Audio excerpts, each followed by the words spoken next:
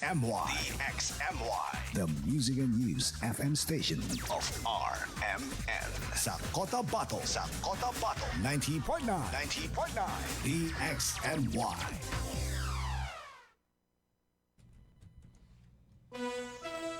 Oras mga kasama, 7:42 ng umaga. RMN News, Diretso Balitang Cotabato. Headlines.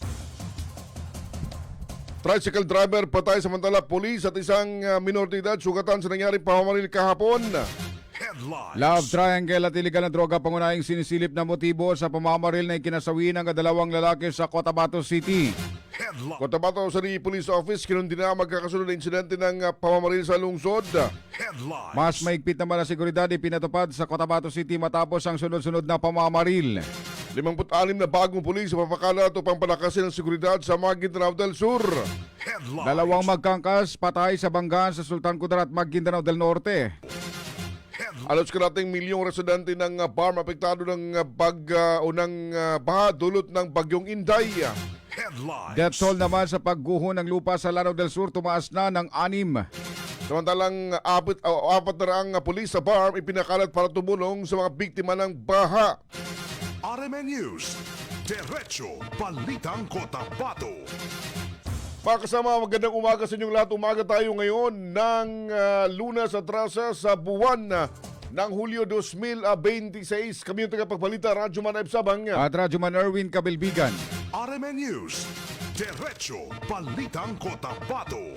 Sa detalye ng ating mga balita, dead on arrival sa pagkamutan ng isang 35 anyos na tricycle driver habang sugatan naman ang isang minor de edad at isang pulis sa nangyaring insidente ng pamamaril kahapon sa bahagi ng Joselim Senior Street ng lungsod, Barangay Poblacion 5. Kinilala sa DXMY ni Police Lieutenant Rochelle Evangelista, ang PIO ng City Police Office, ang nasawi na si Basir Gapor, 35 anyos, habang nakilala ang minor de edad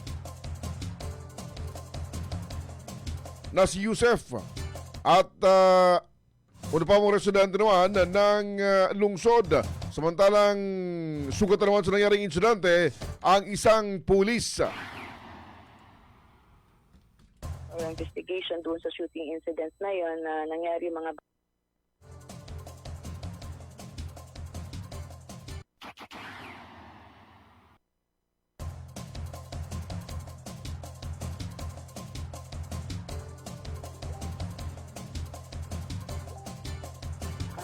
meron po tayong shooting incident dyan sa Joselim Street, Barangay Poblacion 5, Cotabato City. Nagkaroon po tayo ng 3 biktima. Nasabi niyo po kanina na isang police officer po ng Cotabato City Police Office na residente po ng Barida, Maguindanao del Norte. Isa pong tricycle driver, residente po ng Purok Lumayon, MB Poblacion, Cotabato City, as well as isa pong minor, isang estudyante, residente po ng Poblacion 7, Cotabato City. City Tactical Operating Center, nakatanggap po ng tawag. RMN News, Diretso Balitang Cotabato. Batay sa paunang investigasyon ng Cotabato City Police Office, minamaneho ng biktima ang kanyang tricycle kasama ang isang minor de edad nang pagbabarilin sila ng dalawang hindi pa nagigilalang suspek na magkangkas sa isang motorsiklo. Nadamay naman ng isang pulis di umano na tinamahan ng ligaw na bala habang dumaraan lamang sa lugar sakay ng kanyang motorsiklo. Patuloy na nagpapagaling sa ospital ang minor de edad at ang pulis na kapwa na sa maayos ng kondisyon habang patuloy ang investigasyon ng mga otoridad. While yung ating victim 1 naman po na PNP member po, ito po yung ngayon ay tinamaan din po sa right side ng kanyang abdomen. While yung victim 3 po natin na minor, slightly hit po ng stray bullet sa left portion naman niya ng kanyang tuhod. Initial investigation din kinandak po ng ating police station 1. Pag-alaman natin na si police officer po yung ating victim 1 habang binabaybay po nga po yung kabaan ng Joselim gamit ng kanyang Yamaha Sniper na motorcycle. Etong RMN News, Diretso Balitang Cotabato. Nilinaw rin mga kasama ng Cotabato City Police Office sa DXMY na ang target sa nangyaring pamamaril kahapon sa Joselim Street, Poblacion 5 ay ang pulis na kinilalang si Police Corporal Titing Kauring. RMN News, Diretso Balitang Cotabato. Sa kaugnay pa rin balita mga kasama, masyado pang maaga para sabihing retaliation sa mga miyembro ng City Police Office sa nangyaring insidente ng pamaril kahapon na inasugat ng isang pulis. Ito ang sinabi sa DXMY ni Cotabato City Police Office Public Information Officer Police Lieutenant Rochelle Evangelista kasunod ng mga kumalat na usap-usapin na may paghihiganti sa mga otoridad ang nangyaring insidente dahil sa mga magkakasunod naman ng mga operasyon ng ating kapulisan sa lungsod. Gayunpaman, patuloy nilang iniimbestigahan ito upang matukoy kung ano nga ba talaga ang motibo at saan ang magkakasunod na insidente ng pamaril dito sa lungsod. Statement na nakikita natin, patuloy pa po tayong conclusive, masasabi natin that is retaliation. So it's early po nasasabihin natin related po sa retaliation. So ongoing pa yung ating investigation and more development pa rin tayo at titignan pa natin yung punot dulo. But of the say regarding retaliation, hindi po natin masasabi muna yan ngayon because wala po tayong conclusive evidence na ang purpose is retaliation. RMN News, Diretso Balitang Cotabato. Alas 7:48 ng umaga mga kasama, nasawi ang isang 39 anyos na lalaking si Suraf Kadir Pasandalan, 39 anyos, residente ng Taviran sa Datudin, Sinsuat, Maguindanao del Norte, habang sugatan ng kanyang 16 anyos na anak matapos silang barilin sa LR Sebastian, Barangay Rosarets 10, Cotabato City bandang alas 12 o alas 11:20 ng umaga. Ayon sa Cotabato City Police Office, magkaangkas ang mag-ama sa kanilang motorsiklo ng harangin at pagbabarilin ng riding in tandem. Our investigation doon sa shooting incident na yon na nangyari mga bandang 11:20 na umaga yon, July 11, 2026. Diyan naman po yung nangyari sa R. Sebastian, Barangay Rosarete, Cotabato City. Kapag alaman natin during the investigation, the victim po natin ay isang 9 years old na may asawa at kasama po yung kanyang anak na tawagin na lang po natin si alias Das. Ito po sila ay sakay po sa contact click nila. Galing po ito accordingly during the investigation sa isang store, namimili po ng kanilang mga grocery. And ito po nung lumabas na allegedly, ito po sinundan ng mga suspect doon sa secluded area ng LRT. RMN News, Diretso Balitang Cotabato. Samantala, sinisilip kayo ng PNP sinisilip kayo ng PNP na personal grudge ang motibo sa nangyaring insidente ng pamaril nung Sabado sa bahagi ng Rosarets number 10 na ikinasawi ng ama ng tahanan at pagkakasugat naman ng kanyang anak. Ayon sa PNP, ang biktima ay nagtamo ng tama ng ulo o ng bala sa ulo at katawan, dahilan para madeklarang dead on arrival sa pagkamutan. Lumalabas din sa investigasyon ng PNP na ang biktima ay isang civil engineer. Tinitingnan po natin yung personal grudge due to death and construction-related transaction po. Yun po yung tinitingnan mo ng motibo. And meron na po tayong persons of interest dito. During the development, hinihintay pa natin yung asawa din. So, nag-request po sila na dahil po kailangan pa po nilang muna yung death, pagkamatay ng kanilang minamahal, inaayos. And as well as nagre-review na po tayo checktory ng bala as well as RMN News, Diretso Balitang Cotabato. Samantala mga kasama, maring kinondena ng Cotabato City Police Office ang magkakasunod na insidente ng pamamaril sa lungsod nitong weekend na nagresulta sa pagkamatay ng apat katao. Nagpayag din ang pulisya ng pakikiramay sa mga naulilang pamilya at tiniyak na hindi titigil ang kanilang operasyon laban sa mga responsable. Ayon kay CCPO, PIO, Police Lieutenant Rochelle Evangelista, pinalalakas ng CPPO o CCPO ang police visibility checkpoints at intelligence operation upang matukoy at madakip ang mga sangkot. Iginit ng kapulisan na magpapatuloy ang kanilang mga hakbang upang mapanatili ang kapayapaan at kaligtasan ng bawat residente ng Cotabato. Si Director Police General Jebanem Bongkaya, despite of pangyayari po ng mga shooting incident natin, ang Cotabato City Police Office po ay pinupurso po rin natin yung ating kaligtasan at mapayapa na Cotabato City po. Pagkamat meron tayong mga insidente ng pamamaril, ito po magkakahiwalay na kaso po. Natugunan naman po ng Cotabato City Police Office ito.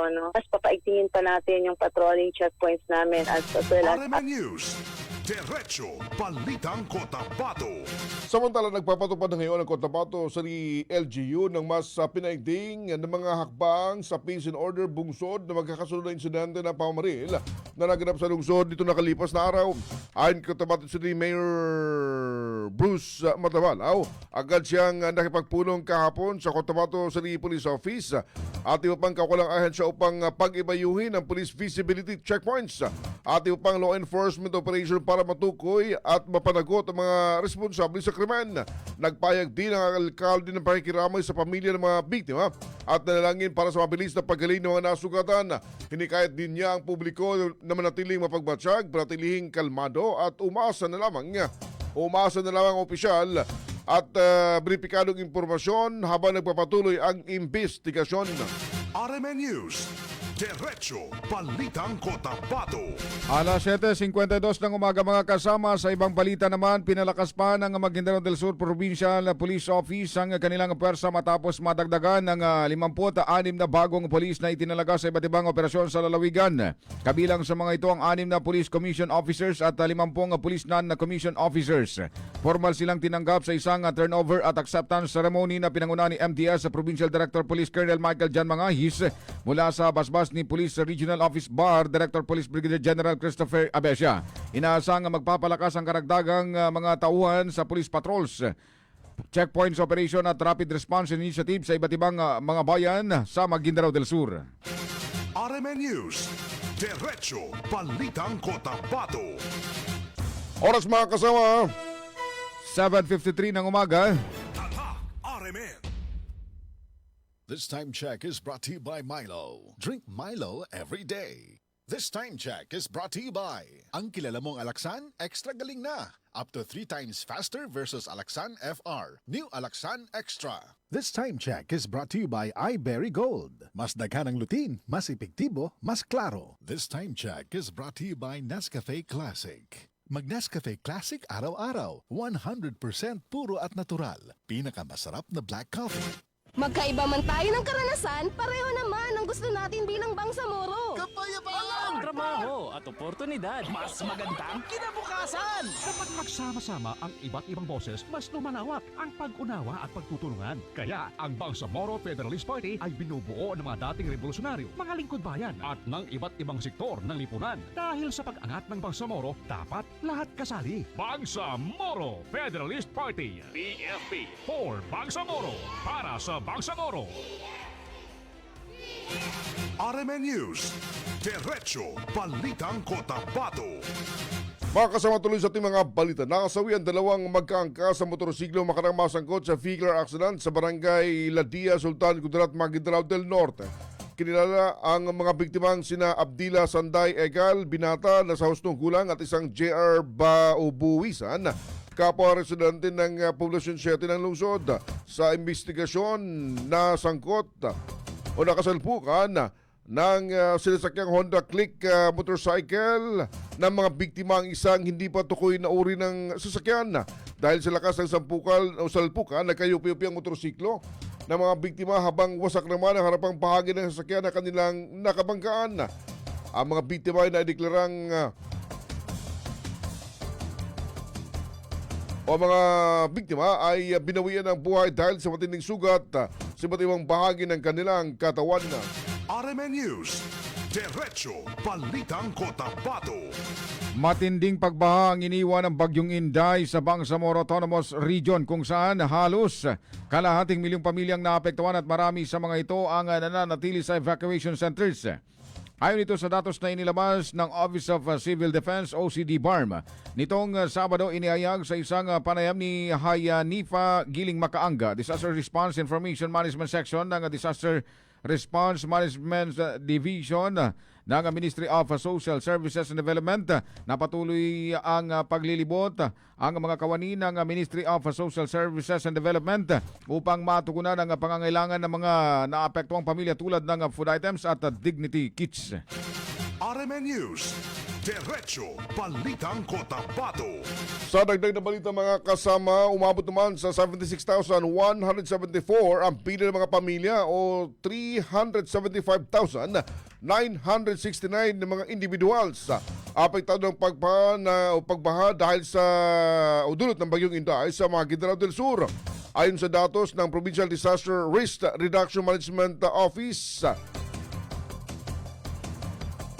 Head na si Windy Anjoy Baulete mula ang bilang sa 22 bayan ng lalawigan. Hindi naman gaano apektado ng pagbaha ang dalawang bayan, kabilang rito ang Buluan at Mangudadato. Umabot na po tayo sa 76,174 families. Approximately, netly, nasa 375,900. RMN News. Diretso Balitang Cotabato. Nakatira na rin mga kasama ng ayuda ang mga pamilyang naapektuhan ng baha sa kanilang lalawigan. Ayon pa mga kasama kay Baulete, nakapamahagi na sila ng food at non-food items na siyang higit na kinakailangan ng mga biktima ng baha. Bigay na rin tayo ng mga essential goods and services po sa kanila, particularly sa food and non-food items. Kasi yun naman po talaga yung pangunahing pangangailangan ng lahat. RMN News. Diretso Balitang Cotabato. Samantala mga kasawi, sa pang biktima ng pagunang lupa sa Lanao del Sur na natagpuan na sa isang ilog sa bayan naman ng Malabang sa Lanao del Sur, Lanao del Sur. Dahil dito umabot na sa 6 ang bilang manasawi sa landslide na naganap bago magbukang liwayway nung sa bayan ng Calanogas. Ayon naman kay Police Captain Steffi Sarangkit, tagapagsalita ng ProBar, na-recover sa isang ilog sa sitio Malani, Barangay Piatot, Barangay o bandang alas 4:45 ng hapon ang labi ng isang babaeng na kilalang si Noor na mula naman sa bahagi ng Barangay Ngirngir, Calanogas. RMN News. Diretso Balitang Cotabato. Alas 7:58 ng umaga mga kasama sa pinaigting ng pulisya sa Bangsamoro Autonomous Region ng kanilang operasyon sa pagtugon sa kalamidad na dulot ng bagyong Inday na nakaapekto sa ilang bahagi ng rehiyon.